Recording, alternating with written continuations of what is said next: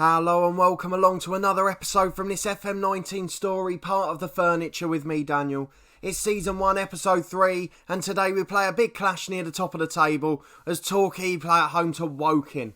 Because our planned doublehead has been sandwiched by an FA Cup tie against a lowly opposition, we're going to also show you a bit to the background of the club. So we've set up some of our training groups that we talked about in the last episode, and we've also had a few more signings. So we want to delve a bit deeper into how this club works. Obviously in this save we're running the club from top to bottom, so I want you to see a bit more of it, especially as there's been some nice new features I've noticed which have really pleased me.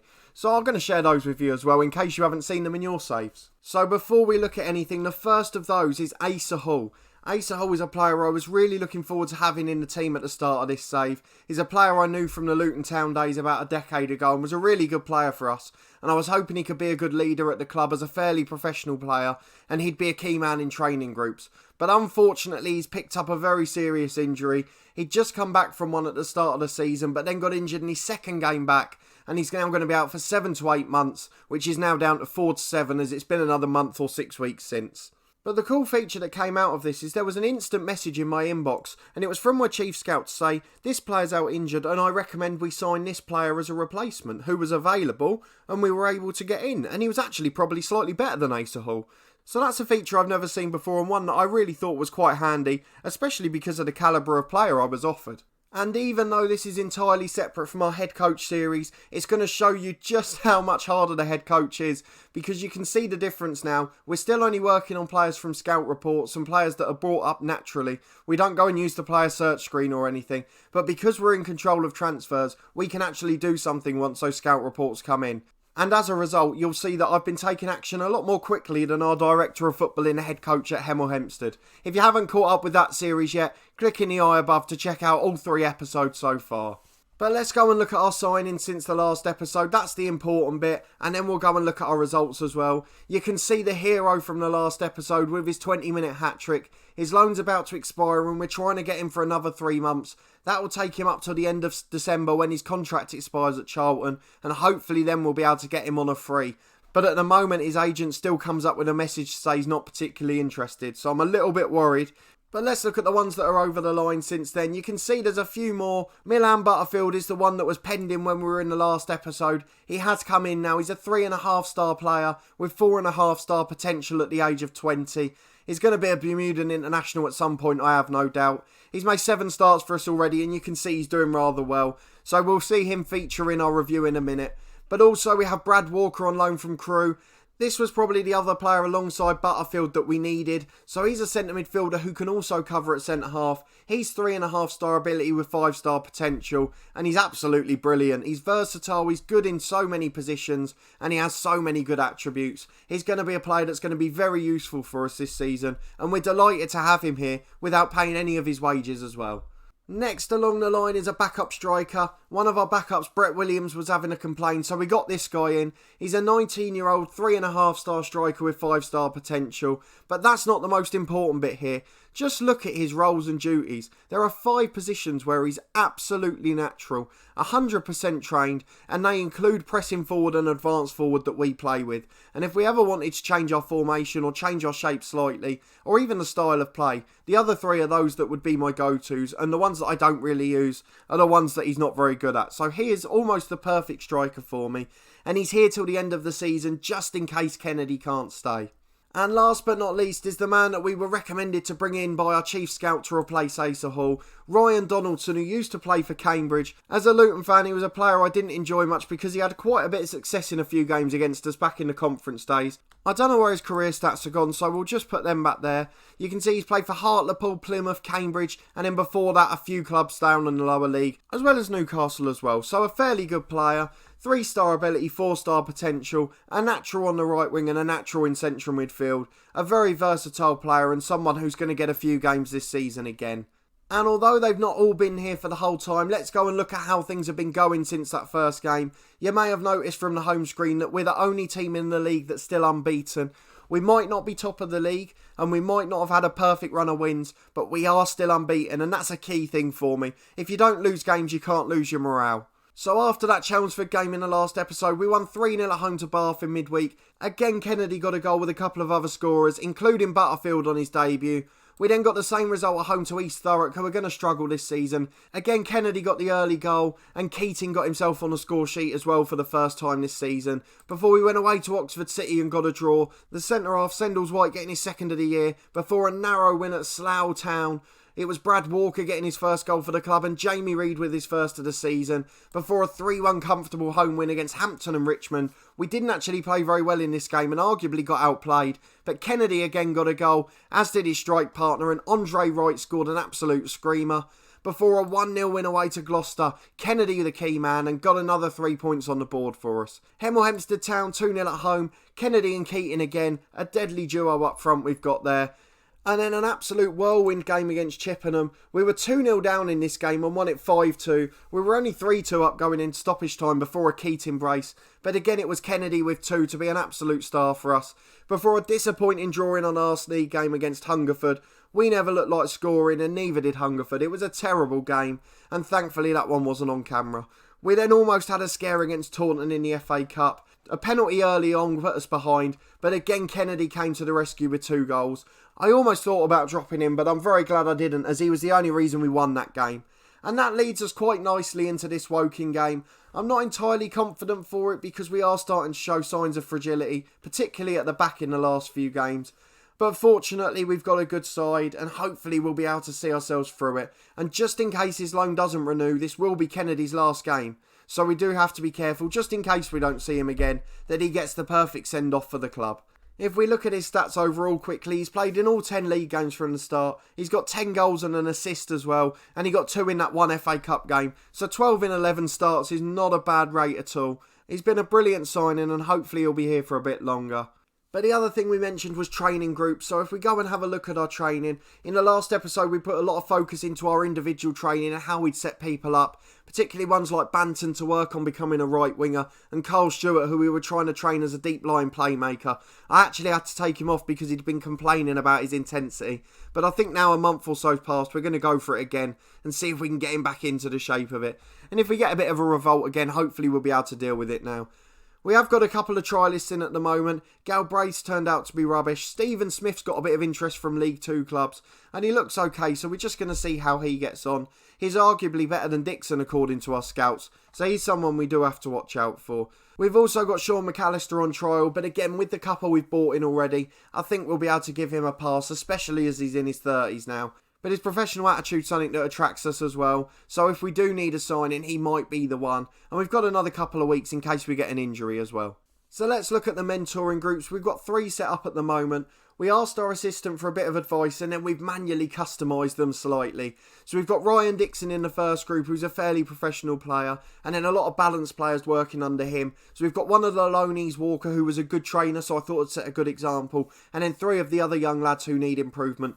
Winter's been training brilliantly, but he's a very young player and still got improvement in him. And Yvonne Wassey is a player that we need to get to develop because he's still the only right back at the club. The one position I can't find anyone strengthening. We've also got one of the other youngsters, Butterfield, who's a brilliant player, and if he can sort his attitude to professional as well, he'd be an absolute star. We've done the same in Group 2 as well. Although Asa Hall's injured, he's still estimated as an average influence on the group above most of the rest. As well as Jamie Reid, who's in the core social group, and at 24 he's got that bit more experience. We've got the youngster Matt Foy, who's here for the season, as well as Carl Stewart, who we really want to learn from Asa Hall, and Sammy and Abby falls into that group as well. So if they can learn from their peers, that's absolutely brilliant.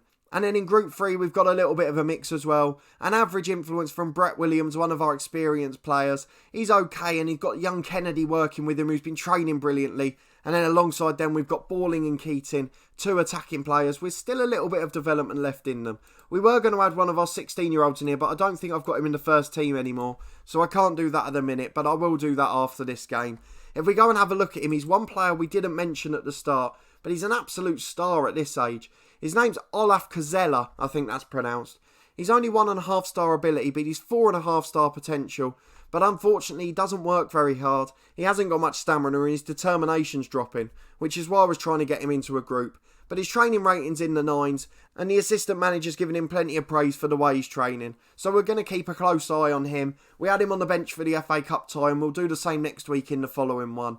And if we get a chance where we're 2 or 3 goals up, we'll definitely give him a game or half an hour to show his worth. But with all that done, there's only one thing left to do today. We've got a big game against Woking, who are currently in the playoff places as well. We are the favourites for the game as they've had a couple of poor results fairly recently. They're a bit inconsistent at the minute. A couple of wins, a couple of draws and a defeat. Whereas we've been fairly consistent and are still the only unbeaten team in the league with 10 games gone. Remarkably, Billericay haven't had the best start despite having 3 times the wage budget and wage bill of any team in the league. Wealdstone are above them just a point behind us, and Dartford are right at the top. But as I've said before, this is about a 2-year plan to get out of this league. We've got to make it work over 20-25 seasons to try and get to the top. So I'm not expecting an instant promotion this season. I'd banked on 2 years in case the playoffs went wrong this year, having assumed that Billericay would win the league. And if not, we're going to be in a lovely position in the National League where we can develop the younger players for a little while rather than rushing through to try and get more promotions. So let's have a look at the team for today's game. It's fairly expected. There's a couple of players who aren't fit. Unfortunately, Keating's one of them. He's just back from injury, but we don't want to risk him too much. So we've got Alex passing goal as usual. Wassey and Dixon are the fullbacks with Sockerlick and Sendles-White in the middle. Donaldson the new signings on the wing after just a couple of appearances, with Davis on the left. And Stewart and Butterfield forming a lovely partnership in the middle now, with Foy covering for Keating up front alongside Kennedy. As we've mentioned before, it could be his last game at the club if he doesn't extend his loan. We've got a really strong bench now, which is the difference from the first episode, where we barely had 5 people to put on the subs bench. So now we've got Brad Walker, we've got Jason Banton and Nabby, and we've also got Balling, who was first choice at the start of the season, and a good striker in Jamie Reid, who normally wouldn't even make the bench. So that's how strong we are at the moment. But let's get into this game and see if we can get another good result. As long as we can stay unbeaten, I'm a happy man. We want to keep ourselves invincible. If we can get to 20 or 25 games unbeaten, they're the sort of runs that really start to scare teams. And completely off topic here, I know they're playing a 4-4-2. I've just noticed these tiny little numbers hanging out to the side of the players. Only a small thing, but that's what my eyes were drawn to there. As we've said, Woking are playing a 4-4-2. They've got Jake Hyde up front, who, for those of you who followed my Dover stint in my head coach series last year, you'll know he was a bit of a hero for us one year. And you can go and find out why if you haven't seen it yet. But it's Woking with the kick-off, the long ball up to the aforementioned Hyde. And now we've said his name, he'll probably do something special against us. They've got a couple of other players in there that we've seen in our saves before as well. Kennedy's bringing it forward, goes back to Davis. Cross into the box is cleared and it falls for Stewart. Davis plays a nice 1-2 with him. And we're keeping the ball lovely here. Kennedy finds Foy on the edge. Lovely touch. And the shot's a very good effort. And it's tipped wide down to his left by the Woking goalkeeper. An early corner after an early threat. We've scored in the first minute twice already this season, and that wouldn't have been a third, which would have been remarkable after just 12 games. 11 in the league and 1 in the cup. Donaldson's got the ball from the long kick on the right, crosses in towards Davis but is headed away, and Kennedy gets there again. But the early pressure, we're starting to assert our dominance. Dixon with a throw-in on the right, headed away towards Wassey. Wassey goes back to Stewart, into Dixon. He's got a good left foot, has a go, but it's just over the bar, and it's still 0-0. But we've had 2 good chances in 2 minutes there. Long kick up pitch by the Woking goalkeeper. Dixon heads away, but it falls to Ferdinand. Long ball over the top by White. Finds Foy, and I thought that had gone in, but it's gone just wide of the post and hit the hoarding behind the goal. Another good effort early on in this match, as Stewart puts the ball into the box again, but it's headed away. Dixon tries to get it forward, but Jolly clears. Sendles-White wins the header again, though. They just can't get out. Davis finds Stewart, and we've really got to take advantage of this dominance. Cook's got the ball at the back and brings it to Spence, and now they will bring it away, Woking. Sendles-White brings it down back to the keeper, and we've got a bit of confident possession and we can bring it away again. Bass with the long kick up the pitch to Butterfield. Kennedy's dropping deep for some reason, despite being the advance forward. Stewart's got the ball in the middle, a great switcher play to Wassey, starting to excel in that playmaker role. Look at that, again dominating possession. Kennedy finds Foy, it was a nice little layoff, but he's put it wide and it's still 0-0. It is good to see the training working with Carl Stewart. He is just starting to spray the ball around as that deep line playmaker. Look confident to dictate the tempo. Jake Hyde's bringing it away on the counter for Woking. It'd be a real sucker punch if they scored now after our early dominance. Lua's got the ball on the right, crosses to Hyde, and there it is. The man we mentioned at the start's come back to haunt us. The man who was a hero for us one season in last year's head coach series. And he's come back to cause me some pain there. And with just over 15 minutes gone, we're 1-0 down. As Davis has a free kick, but he puts it wide. After such a good start, if we fell away now, it would be a shame.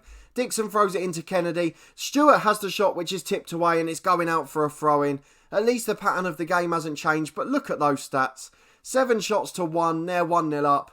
They've got Kane Ferdinand in the middle who used to play for Luton, not very successfully, and a few other recognisable names, but we have absolutely dominated. Lovely goal, that's what we want to do. Set pieces work again, Liam Davis with the outswinging corner, and Foy making the most of his opportunity with a goal, and Keating may struggle to get back in the team if he carries on like that.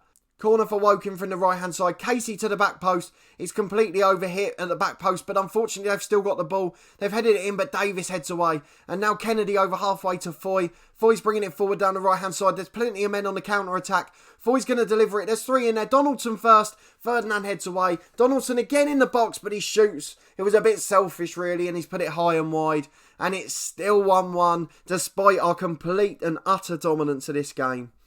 Dixon with a throw on the right hand side to Donaldson. Donaldson with the ball back to the edge to Butterfield. Butterfield to Stewart who has the shot and it's just wide, but it's another good effort and the pressure's really starting to show now. And if we could get a goal on the stroke of half time it would be perfect. We haven't managed it though and it's 1-1 at the break. We've got on level terms after dominating the game yet falling behind. We're going to tell them we're not happy with the performance, even though the performance has been good. We just want to make sure they don't get complacent because I made that mistake against Taunton. Dixon's got the ball on the left from the kickoff. Davis with a long ball over. Kennedy chases, but that's easily dealt with by the defence and is cleared away long by Woking. Sokolic's beaten Hyde to it. We don't want Hyde causing any more trouble for us. They've got a long kick out again, but it's fallen to Donaldson and we're coming straight back at them with Stewart. Stewart out to Davis on the left. Lovely ball in behind to Kennedy. Kennedy crosses for Foy. It's a great last-ditch challenge by the Woking defence and is cleared away, but only as far as Wassey. Stewart to Butterfield out to the left to Davis. Great crossing to Foy, and Foy's got his second of the game. And Liam Davis has been brilliant with his delivery from the left-hand side. And with 5 minutes gone in the second half, we're finally ahead in a game we've completely dominated. Davis with a corner on the right now as we continue to attack. Sokolic with a near post flick, but it's gone just over the bar and it's still 2-1. Throwing on the right with Wassey now. Goes down the line to Foy. Foy finds Stewart. Foy on a hat-trick of course. Long clearance by Woking up towards Hyde, but Sokolic gets there first. Goes back to the keeper comfortably and we should build another attack from here. Lovely ball out towards Davis who wins the header. Foy's got Kennedy in and he's going to shoot first time as he takes a touch and then puts it over the bar. Another good chance goes begging and we're going to start to regret these if we don't get a comfortable lead soon. Let's make a couple of those subs then. We're into the last 20 minutes. Ryan Donaldson replaced by Ballin, who's also been very good for us this season. He's just unfortunate a good man's come in. Kennedy's actually had a really poor game, so Reed will come in for him and Foy will switch to the advance role. Hopefully he can take advantage and get his hat-trick in that position. And Carl Stewart's not been great and he's on a booking as well. He did well early doors but not so much now. We tend to bring on Walker if it's as a playmaker and then Naby if we're bringing on a box-to-box player. So it'll be Walker this time and 3 really good subs to be able to bring on. Shows the strength in depth we've got at the club at the moment. Goal kick for us again with Bass. Headed away and Butterfield misjudges the clearance. I think he expected the Woking player to win the header. Lua goes for the shot as he was given time to bring it forward. But thankfully he's put it wide and we're still holding on to our lead. It's a free kick for them with Casey. Bass makes a save. I think he made that look a bit harder than it was. We're just going to go to our team instructions and be a bit more disciplined now and start to time waste a little bit. We're 2-1 up against a team who are going to be right up there this season. And if we can hold on for that, we'll be very happy.